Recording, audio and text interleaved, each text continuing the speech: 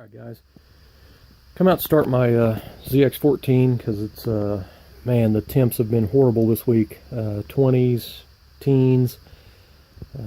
Anyway, I wanted to start my bike, make sure the battery was staying up and stuff. But I thought I would post about some of my older stuff here. Obviously future projects, like I've got tons of around here. But I thought I'd tell a story of particular bikes. In 1987, I turned 15 years old. All my friends in junior high were riding 125cc Enduros.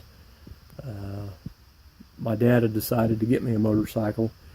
He did not know there was a cc limit on motorcycles at the time. We lived in a small town down in Grand Lake, and he was actually the mayor of the town at the time, and so I could kind of get away with stuff. We only had one police officer in our town, and he rarely did anything. I guess that was the cool part about being young and living in a really small town. Anyway, he brought me home a bargain post, told me to find a bike for around 800 bucks. I found a 1983 Kawasaki GPZ 305 in the bargain post, and I think it was like 875 or 900 or something. I don't remember. The bike wasn't very old then, you know. So we ended up driving to Tulsa, looking the bike over. I think it had like 1,800 miles on it. I mean, the bike was absolutely mint. He had a cover for it. It was an older guy that actually had it. Had a matching helmet, but the helmet didn't fit me. I was probably high 80s, low 90 pounds when I was 15. I mean, I was a tall, lanky, little skinny kid. Anyway, we bought the bike, brought it home, and I rode the crap out of that bike. Everywhere I went, I was on that bike. I rode it until the front and rear tires were completely slick bald. I remember the front tire being flat, but when you was going down the highway, it would air up, you know, I guess from the force, and I rode it that way. Finally, my dad didn't want to haul the bike to Tulsa because it was almost an hour drive for us. So we took the wheels and tires off the bike and took them with us. The guy went to change the front tire at the bike shop, and he said I didn't have that size tire, that he put the next size bigger on. We brought the wheels back home. I noticed the front wheel was rubbing a little bit, so I went ahead and bolted it all on anyway. I figured it'd just wear down, you know, and be all right. Every time I rode that bike, I rode it balls to the wall, and being a little bitty scrawny guy on a 305 bike, not that the bike's a super fast bike, but it's pretty damn quick when you're that little. I pulled out of our driveway, and just like every time, it was balls to the wall for every gear. I was always speeding on that bike like an idiot. It was the middle of the summer. I didn't own a pair of gloves. I didn't have a riding jacket. All I had was a short sleeve t-shirt, Levi's jeans, Nike shoes, and a helmet on. I remember getting into the final gear and looking down at the speedo, and it was about 75, 76 miles an hour, and I still had the throttle pulled back on it. The bike could probably do around 100 miles an hour, but I'm not sure how much faster I went, and the front wheel locked up, and over the handlebars I went. I landed hands and knees and head first. When I hit, it sounded like tires squealing. I remember going back up in the air and twisting, and I landed on my back, and I skidded for a while, kind of on my side and a little bit on my back. I had my elbow up like I was trying to lean up. I remember the bike going way out wide into the other lane on its side, sparks flying everywhere and lens pieces flying everywhere, and it went down in the ditch and started rolling. Like barrel rolling.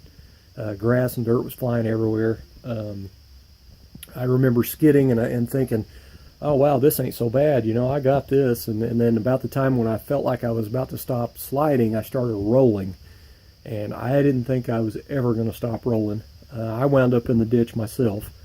The bike, the ass end was up on the road, and the front end was down in the ditch. I immediately jumped up after I stopped rolling. I was in shock. I took my helmet off. I noticed my fingers weren't working right. I looked down at the palms of my hands, and this is no joke. It looked like the old style sardine cans that had the little key, and you put in the lid and you turn it, you like roll it off there. That's what my skin did on the palms of my hands. I could see raw muscle in the palms of my hands. I went over and tried to pick the bike up, and the bike was pretty much too heavy for me, and a guy stopped, and he came over and was trying to help me, get the bike up, and it wouldn't move because the front wheel was locked up. So he ended up lifting the back of the bike up to get it out of the road, and we just kind of left it on its side in the ditch. He gave me a ride back home. It was probably, I don't know, quarter, maybe a half a mile away, and my mom, freaked out. She was actually a nurse's aide back in the late 60s, early 70s. So she had seen a few motorcycle accidents before. She told me to go get in the car. We was going to the hospital. And I've always had a phobia of doctors. And I'll go if I'm dying, but I normally will not go to the doctor. So anyway, she goes, "You want to be a big man? Well, we'll just see how big you are." Set me down in a chair. Told my dad to hold on to me. She started scrubbing me out with a washcloth, and I was screaming to the top of my lungs, and my dad was all he could do to hold me down, and my dad was a big guy. And I remember that feeling to this day. It was like I was holding my arm in a fire. It was just a severe burning feeling. I didn't pay much attention to my knees. I still had my jeans on at this time. I remember looking down at the top of my shoe. I could see my toes. Like the top of the Nike shoes were skidded off. I just peeled the tops of the shoes off. And my big toe had scratch marks in it from the asphalt. And anyway, she scrubbed me out. I passed out at one point. They got me back to. She wrapped me up in bandages. When she got down to the knees, because I didn't know anything was wrong with my knees. I just noticed that they started feeling weird. I had a lot of blood in my shoes. Kneecap was exposed on the right. She was like, "Oh my God!" So I think I might have passed out again after she said that. I don't remember, but anyway, I got all scrubbed out. She bandaged me up, told me to make sure I slept flat on the bed. I got up from being in pain, and I remember turning on the TV. They had went to bed. Friday Night Videos was on. We had a chair and an ottoman. The chair had really high arms. I fell asleep in that chair watching Friday Night Videos with one leg on the ottoman, one leg down. Well, my foot was on the floor. Both arms were up on those high arm rests. That's the way I was stuck for almost 2 weeks, I think. I had to have one of my friends spend the night with me every night. To help me get on and off the toilet, undo my pants, pull my pants down, and all that stuff. I did find out I didn't have a whole lot of true friends then. I only had actually one guy really that he really stayed and took care of me. Billy Bays. If he happens to see this video, here's a shout out to him for commendation. He stayed with us for the remainder of that final week. And really, really helped me out. I was out of school for about 2 weeks. I got to the point where I could kind of hobble around a little bit, and we decided to walk down to the crash site. When we got down there, you could see a big gouge mark that looked white in the pavement that went way out wide. I guess it was from probably the peg on the bike, maybe. There was blinker fragments everywhere and stuff. Just black plastic pieces of stuff. And one of the mirrors was there. It looked like somebody had run over two birds side by side, and we walked out to the road and was like, "What is that?" And it was the knees out of my Levi's jeans. No joke. I kept those jeans for a long time before I ended up finally throwing them away, but they were shredded. They looked like they went through a meat grinder in places. The little rivet that's on the side of Levi's jeans by the pocket, it's like a little copper or brass rivet or something. One of them was completely folded in half from me skidding on that asphalt. But anyway, it was a pretty gruesome bike accident for me. I've never forgot it.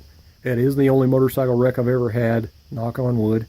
I ended up fixing that bike and continued to ride, but I did have a jacket, I had gloves, and I rode it with a little bit more respect after that. Took the front fender off and left it off so it would never, rub on that fender. That tire wouldn't rub on that fender, but anyway, I thought I'd tell that story. I thought it was worth noting. Anyway, to these bikes here, about 3, maybe 4 years ago, I decided I wanted to get a GPZ 305 again and restore it to have my bike from when I was a kid. I contacted the last guy I knew that had my bike. He ended up, he didn't know the guy that got it. He did sell it to somebody and they moved out of town. So anyway, that bike's pretty much gone. I put a want ad on Craigslist and I got a hit within a month. The guy delivered it. And I remember when we got it off the bike trailer and I sat down on it, it was like 1987 all over again. I had forgot about, the layout on everything, and it was just cool. The bike ran, but it didn't run great. I ended up finding some problems in the carburetor, and one of the coils was unplugged. I ended up getting another set of carburetors. They'd actually cut the diaphragm springs in half. I don't know why, but anyway, I did some carburetor work and changed the oil and got, a lot of it maintained stuff done. Got it to where it run and rode real good. I got it running real good. Then I tore it apart to do a restoration, and it's been torn apart ever since. Since then, I've gotten 2 more GPZ 305s, both of them 83s. So now it's a total of 3. If you've seen some of my older videos, you might have noticed a motorcycle frame hanging from my garage ceiling, and that is the GPZ 305 that I'm restoring. I bought tons of new parts. I had all the graphics, or the logos, decals, everything all reproduced at a local vinyl place that does screen printing. And I took all the tins and the plastics in, and they duplicated them to the T. I mean, they look original. I even had them do the master cylinder lid that says use only .3 and all that stuff in the gold. I bought a lot of new old stock stuff from eBay that was in Kawasaki boxes because I want the bike to look OEM new. The only custom stuff I'm doing is I'm changing the stripe colors. They're originally, well, there's a tank right there. The stripe color is silver and blue. I actually got a little bit darker of a silver, and I got a little bit brighter of a blue pearl. Both of them are pearl colors that I got, but I did get the original style red. It's I color matched it at the paint store. But other than that, I chopped the windshield on the front fairing. The windshield was always too tall in the 305. It looks kind of funny, so I chopped 2 inches, I think, off of it and resanded the edge, and then sanded and polished the whole lens, and it actually looks brand spanking new. I've got all new stainless steel bolts to go in the side covers. I got all new gaskets and bearings for everything. I mean, new tires. I bought a ton of new stuff. Had the seat redone. Just one of these days I need to get on it. I do have another old bike. When I had my GPZ, my brother's boss had I think it was an 84 Honda Interceptor 1000. That bike was beautiful, and I was in love with that bike. I ended up finding one. This one's a 700 or 750, but it's an 83 or 84 Honda Interceptor. The motor was out of it. I did get a title with it. I'm going to try to find a CBR, like a 900 or a 1000 that's crashed, like 90s up to early 2000s or something. I want to try to find one that's wrecked but still runs, and I'd like to retrofit that engine and wiring and all that stuff into that old bike. I want the Interceptor to look original, but I want it to be modernized with an inline 4. I never did like the sound of that. Honda V engine. To me, they sound a little funny. I don't think they were very powerful. I just like the sound of an inline 4 Japanese motorcycle with a header. I think it sounds really awesome. But anyway, those are future projects that maybe one day I'll get to. I've got a lot of cars in front of them, but if I ever get this garage cleaned up, I'd kind of like to build these bikes in here, but don't know if it'll ever happen. But that Interceptor was missing a few pieces, and I ended up getting them at my local bike shop. Like up there is a lower fairing. Actually got that one from eBay, I think. But the windshield, or I mean the side cover with no broken tabs was at my local bike shop in Tulsa. And the speedometer surround, which on this bike is broken, so that one's not broken. I think I gave $10 or $15 for that. But anyway, I thought you guys might get a kick out of my older projects. I'll get to them one day. I still have a couple of more bikes, 80s metric bikes I'd like to get to fix up. My brother had a 81 Seika 550, XJ Seika 550. It was white with the, I think it was red stripes on it. I actually got to ride that bike a few times, so I've kind of been looking for one of those. It's got to be cheap. It's got to be a project bike. I can't afford to buy a, one that's been real nice. Anyway, to my main bike here, I come out to start this because it's been cold. I haven't started it in a couple of months. I wanted to make sure the battery was up.